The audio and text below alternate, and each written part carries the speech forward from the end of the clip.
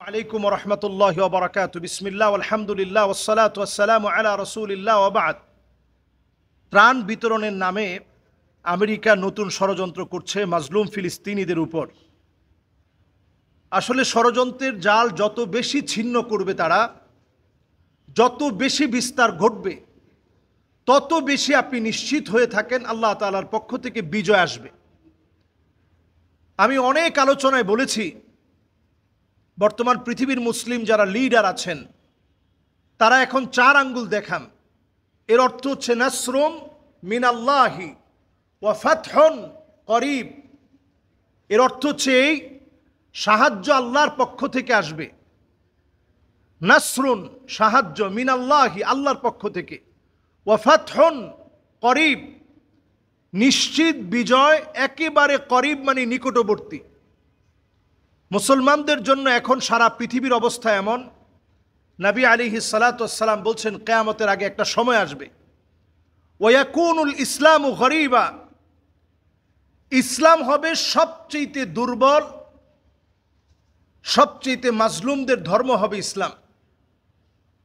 আজকে গোটা পৃথিবীতে 200 কোটি মুসলিম আছে।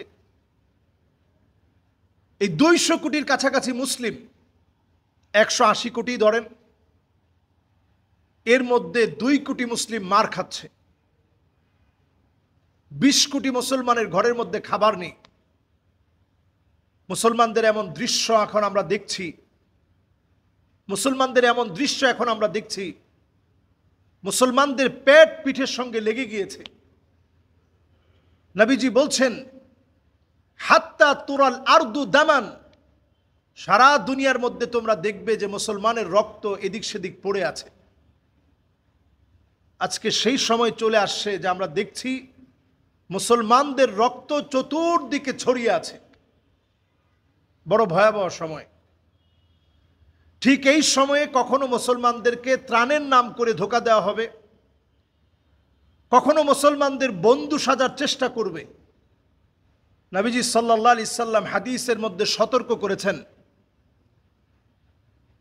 নবীজি বলছেন একটা সময় আসবে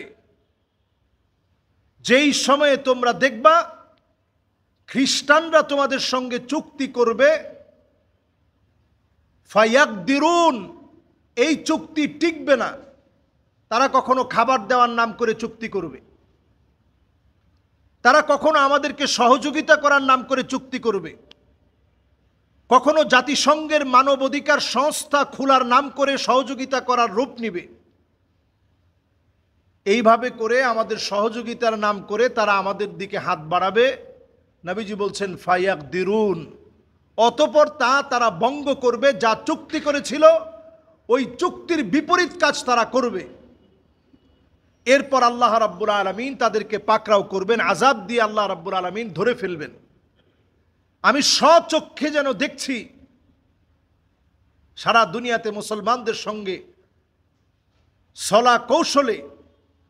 কলা কৌশলে নানান রকমের কৌশল খাটিয়ে মুসলমানদেরকে তারা এইভাবে পর্যবসিত করার চেষ্টা করছে। আল্লাহ রাব্বুল আলামিনের কাছে আমরা পানাহ চাই। মাজলুম মুসলমানের নিরাপত্তা একমাত্র আল্লাহ রাব্বুল আলামিন দিতে পারে।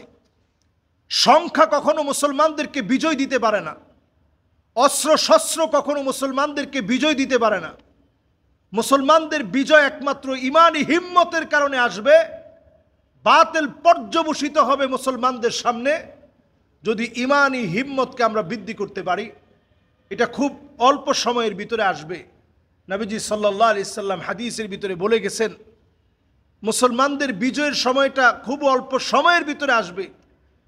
আল্লাহর নবী সাল্লাল্লাহু আলাইহি সাল্লাম হাত দিয়ে দেখায় দিয়ে গিয়েছেন আমি আর কিয়ামতের ভিতরে সম্পর্ক এমন 2টা আঙ্গুল যেমন। এর মধ্যে নবীজি এই 2টা আঙ্গুলকে একত্রিত করে দেখিয়েছেন। এই আঙ্গুলটার নাম সাব্বাবা, এই আঙ্গুলটার নাম উস্তা। এই 2টা আঙ্গুল যত কাছাকাছি নবীজি তত কাছাকাছি বলেছেন। সুতরাং যত বেশি আমরা দেখছি ফিলিস্তিন হেরে যাচ্ছে, ফিলিস্তিন মার খাচ্ছে, তত বেশি আপনি লিখে রাখেন আকরু দারিল মুমিনিন, আল্লাহর জমিনের শ্রেষ্ঠ নিরাপদ স্থান। বাইতুল্লাহ যেমন আল্লাহর কাছে নিরাপদ স্থান, ঠিক ফিলিস্তিনের বাইতুল মুকাদ্দাস আল্লাহর কাছে নিরাপদ স্থান, এর রক্ষার দায়িত্ব আল্লাহ রাব্বুল আলামিনের। আল্লাহ ঠিকই হেফাজত করবেন, সাহায্য আল্লাহ তাআলা দান করবেন যদি আমরা ইমানি হিম্মতের উপরে ফিরে আসি। সুতরাং কাফের কুফফারদের কোনো রকম চটকদার কোনো বিষয়ে যেন আমরা গলে না যাই, তাদেরকে যেন আমরা নবী সাল্লাল্লাহু আলাইহি সাল্লামের হাদিস অনুযায়ী চিনতে পারি, আমাদের দুশমনদেরকে যেন চিহ্নিত করতে পারি। আল্লাহ যেন আমাদেরকে তৌফিক দান করেন। আসসালামু আলাইকুম ওয়া রাহমাতুল্লাহি ওয়া বারাকাতুহু।